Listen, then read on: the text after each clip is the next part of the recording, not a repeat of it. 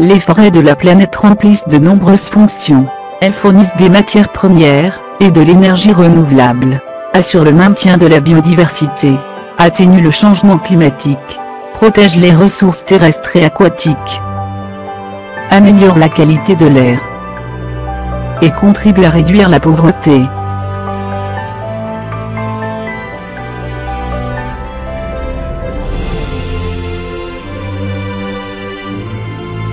La superficie de la forêt sur la Terre.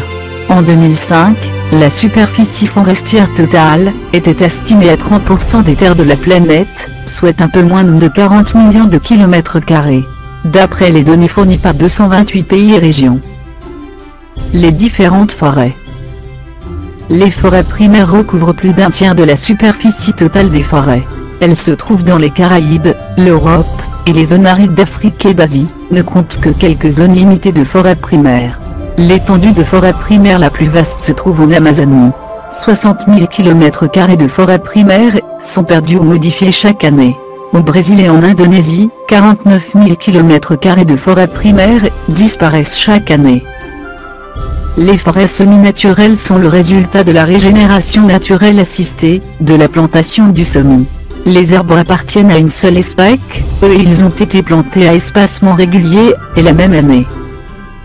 Les forêts naturelles modifiées recouvrent un peu plus de la moitié de la superficie forestière globale. Environ 7% sont considérées comme des forêts semi-naturelles, et les plantations forestières représentent environ 4% des forêts.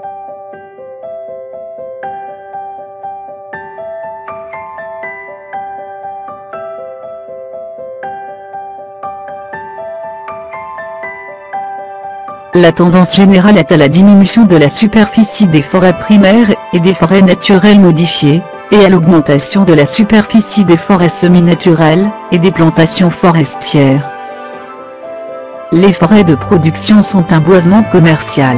Les forêts de protection sont un boisement de protection. Deux types de forêts particuliers, les mangroves et les bambouseraies, ont fait l'objet d'une étude supplémentaire. La superficie des mangroves a été estimée à 152 000 km² et celle des bambouseraies à quelques 400 000 km².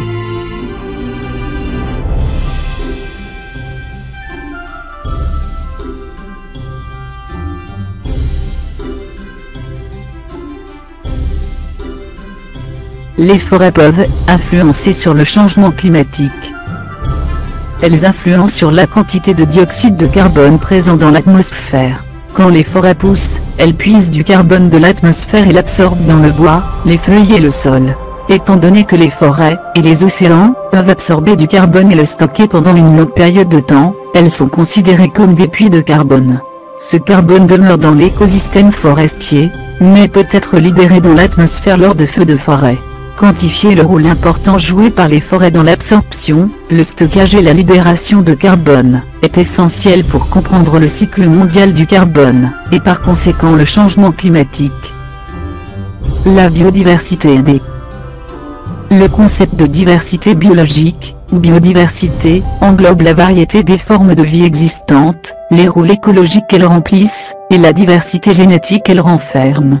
Dans les forêts, cette diversité permet aux espèces de s'adapter continuellement à des conditions environnementales changeantes, et de contribuer au fonctionnement de l'écosystème. Du point de vue de l'homme, la biodiversité des forêts offre également la possibilité de cultiver et d'améliorer des espèces d'arbres, pour satisfaire les besoins humains en biens et en services.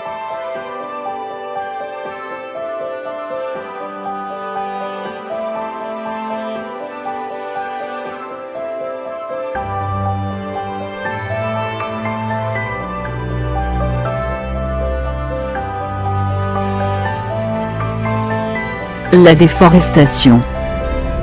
Elle était de 130 000 km², 13 millions d'hectares, par an pendant la période 1990-2005, une zone de la taille de la Grèce, bien que la déforestation se poursuive à un rythme alarmant. La perte nette annuelle de forêts est en baisse en raison de la plantation de nouvelles forêts, et de l'expansion naturelle des forêts dans certains pays et régions.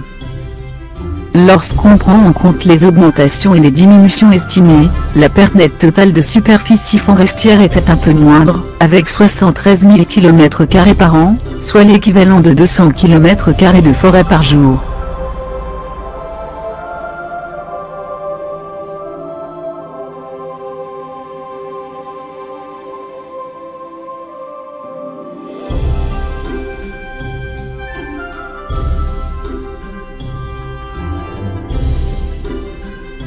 La santé des forêts du monde.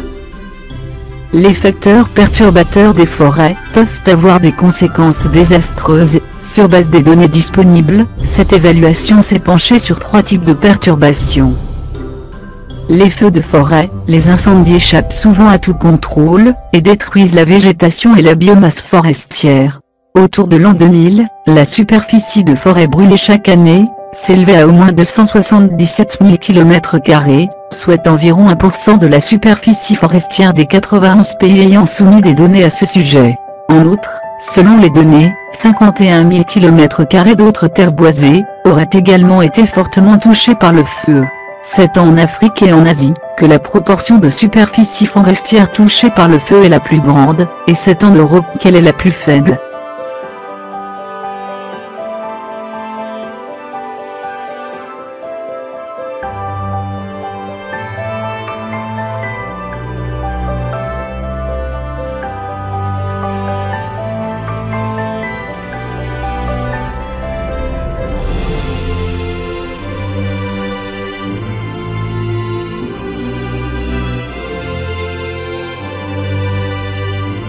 Bien que les insectes et les maladies fassent partie intégrante des forêts, leur prolifération soudaine peut nuire à la croissance et à la survie des arbres, au rendement et à la qualité de la production de bois et des produits forestiers autres que le bois. Autres perturbations, notamment le vent, la neige, la glace, les inondations, les tempêtes tropicales, la sécheresse et les dommages causés par les animaux comme le chameau, le castor, le cerf et les rongeurs. Les perturbations climatiques ont de tout temps influencé les écosystèmes forestiers, mais aujourd'hui, le changement climatique mondial, principalement provoqué par les activités humaines, semble rendre les écosystèmes forestiers plus vulnérables. Elles sont souvent les premières victimes de l'expansion agricole et urbaine.